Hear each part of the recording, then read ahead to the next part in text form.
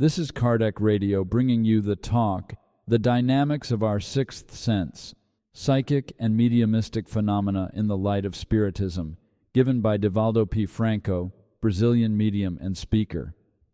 This partial audio recording will cover Chapter 5, The Role of Mediumship. Enjoy. The mediums are the new builders of a new future. We are being invited to build a new world.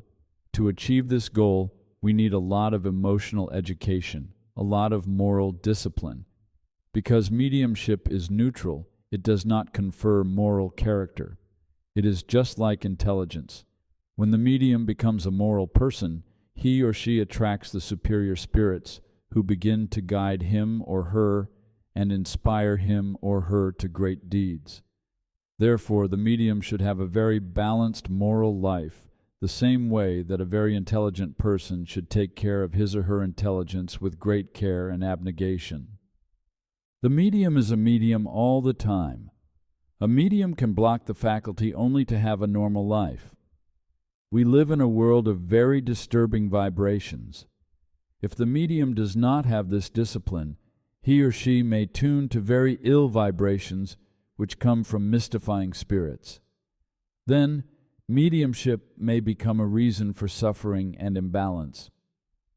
The greatest worry of spiritualism and Spiritism concerning mediumship is the question of education and the medium's moral discipline, so that he or she may be an instrument of goodness and help to build a happier and more just society. It is not enough to give messages. It is necessary to live according to the messages that he or she gives. Otherwise, he or she is only a speaker without emotions. All of us can reach this level through training through inner silence. When we balance our emotional state, we harmonize our ego. Then the self blossoms, and we enter into the world of the infinite. This is the most difficult task in mediumship. To see spirits and speak with spirits is very natural. The same way we see people, we talk to people. But it is necessary to create this condition of mental, emotional, and moral health, so we may also achieve a state of peace. Traveling a lot, I see very diverse populations, some of them even hostile. Right after the Berlin Wall fell in November of 1989, I visited Prague and the Czech Republic in the month of May. The heavy communist frame of mind was still present. Their domination of almost 40 years of materialism and even hatred was still imprinted in the spiritual environment. The spiritual atmosphere of the city called my attention, for it felt as if it was surrounded by a heavy cloud threatening to storm. It was the European summer, and I would ask my translator, "Is it going to rain?" "No, there is beautiful sunshine." "How? What about those heavy clouds?" "There are no clouds in the sky." "Oh, it must be some sort of vision problem." At the time I was 70 years old. Now I'm 79. I can actually see better than when I was 40. I do not need glasses. My translator was impressed with my observation. It was the spiritual atmosphere of the city. I had to make a great effort so I wouldn't tune in to that atmospheric vibration, because the medium can be compared to a sponge. If he enters a negative spiritual environment, he perceives it through the pores, like when we go into a swamp and we sense that odor, or when we go into a garden and we feel the perfume of the flowers.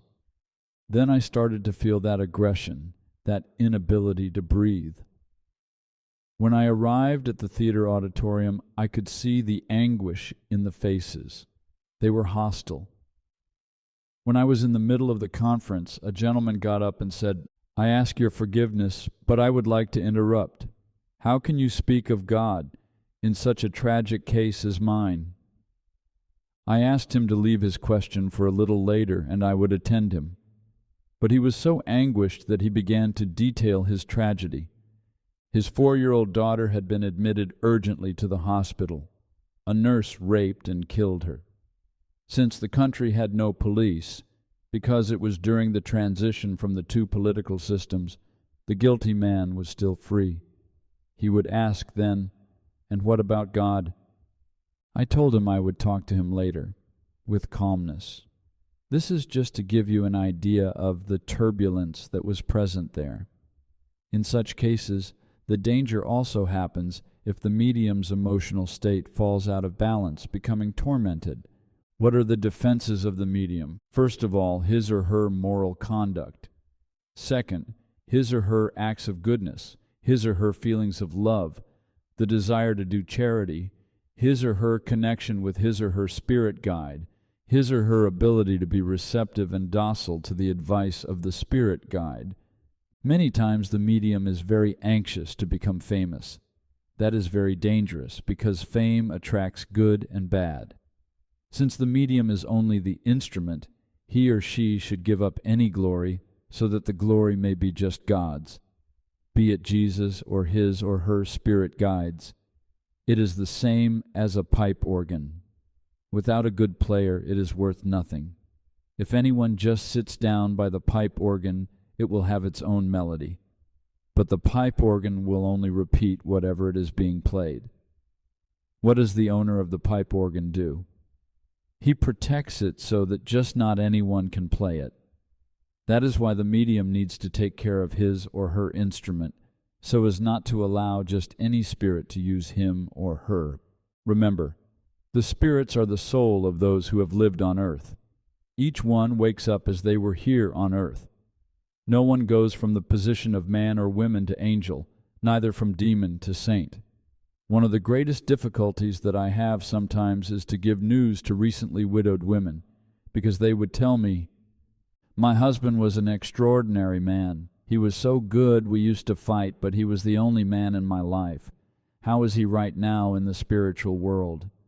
And the spirit says, "Bad, very bad, because he drank too much. He committed adultery, but the wife did not know. He had a frivolous life. So what are we going to tell this poor woman?" So I usually smile and say, he is so, because he could be much worse. So one of the greatest difficulties of the medium is to filter the truth so that they will not upset the person. But the medium should also not lie. But each one awakens with his own conscience. And this conscience is very rigorous.